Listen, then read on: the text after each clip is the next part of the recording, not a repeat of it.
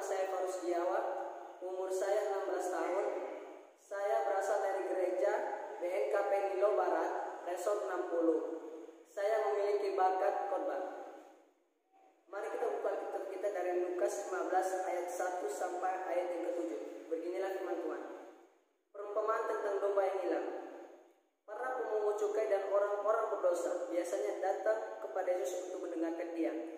Maka bersungguh-sungguhlah orang-orang Farisi dan ahli-ahli Taurat. Katanya, Ia menerima orang-orang berdosa dan makan bersama-sama dengan mereka. Lalu Ia mengatakan perumpamaan ini kepada mereka. Siapakah di antara kamu yang mempunyai 100 ekor domba, dan jikalau ia kehilangan seekor di antaranya, tidak meninggalkan yang 99 ekor di padang gurun dan pergi mencari yang sesat itu sampai ia menemukannya. Dan kalau ia telah menemukannya, ia meletakkannya di atas bahunya dengan gembira. Dan setibanya di rumah, ia memanggil sahabat-sahabat dan tetangga-tetangganya serta berkata kepada mereka, "Bersukacitalah bersama dengan aku, sebab dombaku yang hilang ini telah kutemukan. Aku berkata kepadamu, demikian juga akan ada sukacita di surga, karena satu orang berdosa yang bertobat, lebih daripada sukacita karena 99 orang benar tidak memerlukan pertobatan." Mari kita baca yang ayat pertama, yaitu para pemungut cukai dan orang berdosa biasanya datang kepada Yesus untuk mendengarkan Dia. Maka bersungguh-sungguhlah orang-orang Farisi dan ahli-ahli Taurat, katanya, Ia menerima orang-orang berdosa dan makan bersama dengan mereka. Artinya adalah pada saat itu Tuhan Yesus datang di gerombolan orang. Dia melihat orang Farisi, melihat orang-orang pemungut cukai yang berdosa. Lalu orang-orang tersebut mendengarkan Dia. Orang Farisi tersebut sama dengan ahli-ahli Taurat tidak menerima jikalau Tuhan Yesus memberitakan Injil kepada mereka. Karena kenapa? Mereka sangat berdosa. Mereka membuat penjinahan, mereka pemabuk, pembunuh, segala jahat yang sudah ada pada mereka. Tuhan Yesus tidak pernah memilih-milih untuk memberitakan Injil kepada orang siapapun. Mau orang pembunuh, mau dia pemabuk, mau segala semacam penjahat dia, Tuhan tidak pernah memilih-milih. Mari kita lihat dari ayat 4 sampai ayat ke-7 tentang domba yang hilang. Pada suatu saat gembala membawa dombanya ke sebuah padang rumput. Dia membawanya ke makan. Pada sore hari dia membawanya pulang. Lalu dia sadar telah kehilangan satu domba. Ia tidak meninggalkan 99, lalu pergi mencari satu.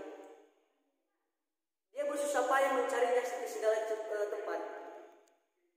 Pada saat itu dia menemukannya, lalu membawanya dengan bahunya. Dia pulang dengan sukacita, dengan tersenyum-senyum, dengan senang. Dan pada saat itu dia memanggil seluruh warga desa, para sahabatnya, para tetangganya, bersukacita, membuat pesta. Kenapa? Dia telah menemukan satu domba yang dari 100. Begitupun kita para manusia. Jikalau satu jiwa saja hilang dari Yesus, Yesus akan sedih. Dia pergi mencarinya dengan susah payah. Jika dia sudah menemukannya, dia akan bersukacita dan senang. Tentang satu ilustrasi buat kita para manusia, tentang anak yang hilang. Ceritanya awalnya dia mempunyai ada seorang laki-laki kaya raya. Dia mempunyai 2 anak. Dia mempunyai warisan yang sangat banyak. Lalu dia membagi 2 ke anaknya yang pertama dan anak yang kedua. Anak yang kedua tersebut pergi dari ayahnya, lalu pergi ke kota yang jauh. Di sana dia berfoya-foya. Lalu ayahnya merasa kehilangan karena anaknya pergi tanpa ada pemberitahuan. Dia mengira anaknya sudah lari dari rumah. Anaknya sudah berfoya-foya sana sini. Lama-kelamaan dia banyak kehilangan uang. Lalu dia kemiskinan, tidak dapat mendapatkan makanan. Lalu kemudian dia bekerja di sebuah kandang kambing. Pada saat itu dia sudah kelaparan. Lalu dia berpikir, ya sudahlah, saya memakan makanan kambing sisa. Dia kelaparan makan makanan kambing tersebut. Lalu dia sudah tidak tahan, lalu kembali kepada ayahnya. Lalu dia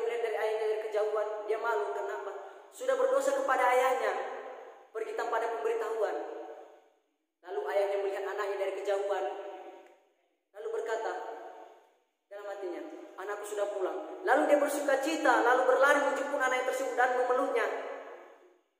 Dia mengundang semua orang kaya di desa itu dan semua orang desa lalu berkumpul di situ. Bersuka cita karena anaknya telah ditemukan.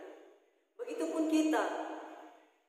Kita yang manusia, jika sudah, walaupun kita seorang pembunuh, pemabuk, penjina, atau segala macam kejahatan yang telah kita lakukan, kalau kita mau bertobat, Tuhan akan menerimanya.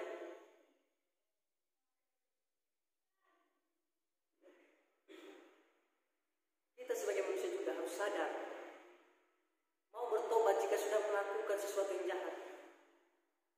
Tidak ada kata batas pertobatan. Tidak ada kata pertobatan. Jika kita sudah bertobat, Tuhan akan menerimanya dengan sukacita. Walaupun dari Tuhan mengira kita ini ada 100 orang, dari salah satu orang itu ada satu pembunuh, 99 adalah orang lain. Tuhan akan lebih senang jika dari satu orang itu bertobat. Tuhan akan senang daripada orang yang sudah bertobat. Walaupun Tuhan memilih nyawa pisang, Tuhan melihat mereka, tapi lebih senang melihat orang yang satu berdosa. Demikian ini hasil, demikian ini penyampaian saya. Kesimpulan yang dapat saya sampaikan adalah kita harus bertobat karena Tuhan akan menerima pertobatan seorang.